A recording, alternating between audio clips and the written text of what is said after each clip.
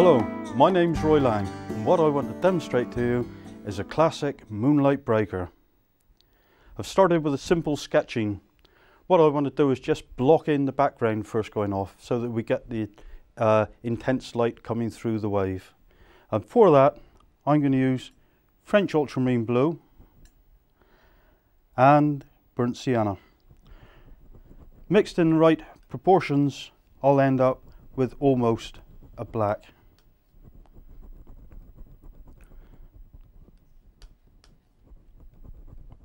A little bit more sienna.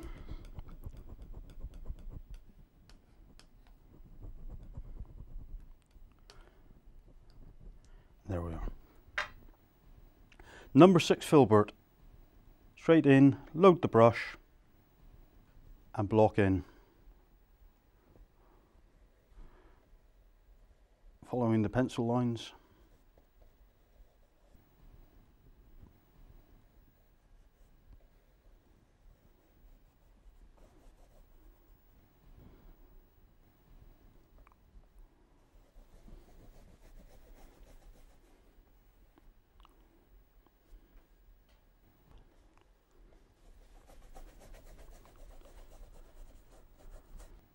Don't be afraid to work the paint into the weave of the canvas.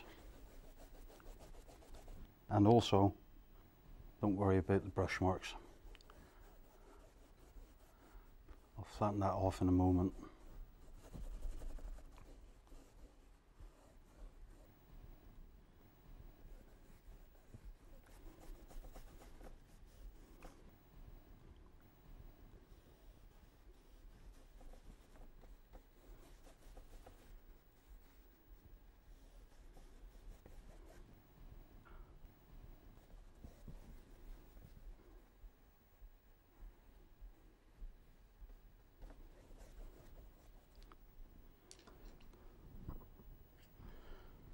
Small soft round brush, watercolour, just knock down the brush strokes.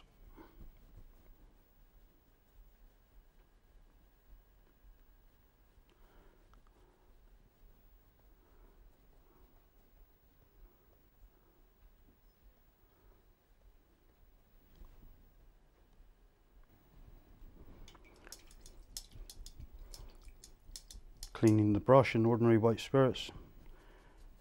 Always dry the brush well, painting in this method.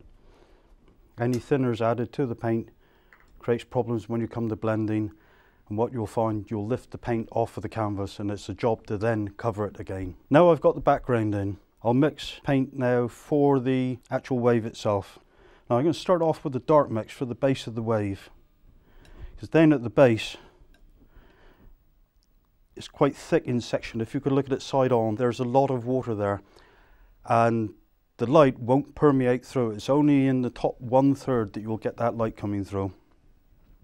To some of the mixture I've already made, I'm going to add more French ultramarine. That'll bring it back to the blue suitable for the wave. Spreading it out on the board, I can then see the colour mix that I've got. You can see there this blue compared to the other mixture.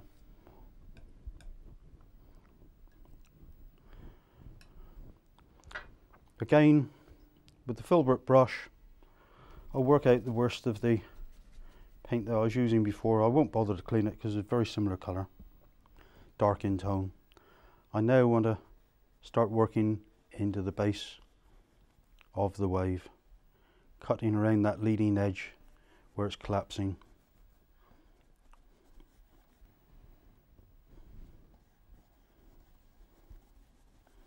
In this area, I want to get the sense of the light coming through, so I'll leave that for the moment. Out towards the extremity, it hasn't built up to that crest, and therefore I can afford to take the dark paint right up to its tip.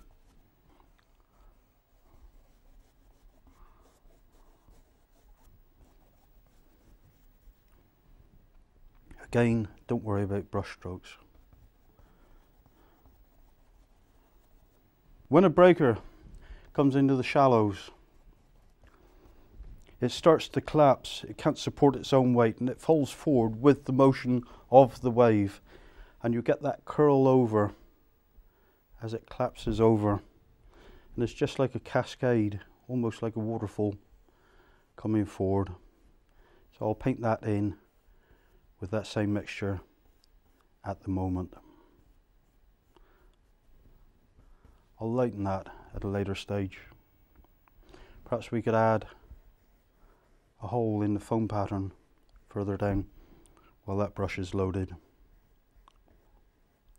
Keep them oval. It gives the sense of direction and curvature of the wave itself. Dry the brush once more after cleaning. What I want to go into now is some cobalt blue, straight from the tube, and work that in. And then into cerulean, go in above that, cutting it in, leaving this narrow line there for the leading edge where the foam is starting to pick up on the edge of the wave. Clean the brush again, more cerulean. Want to intensify that effect of cerulean up here now.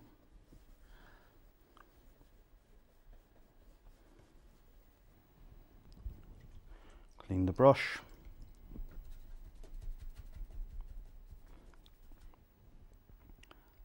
Little drop of white, not very much, just on the tip of the brush, and work that right in up to that top edge.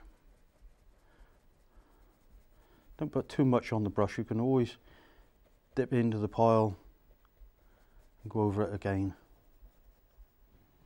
which I will. Into the titanium white again, and lighten it more.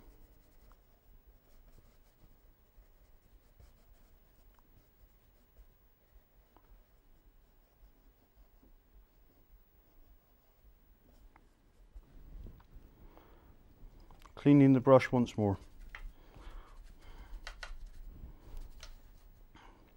Going to change brush now and into a little round watercolor brush that I was using to knock down brush marks on the background. And with little small circles, starting from the top this time,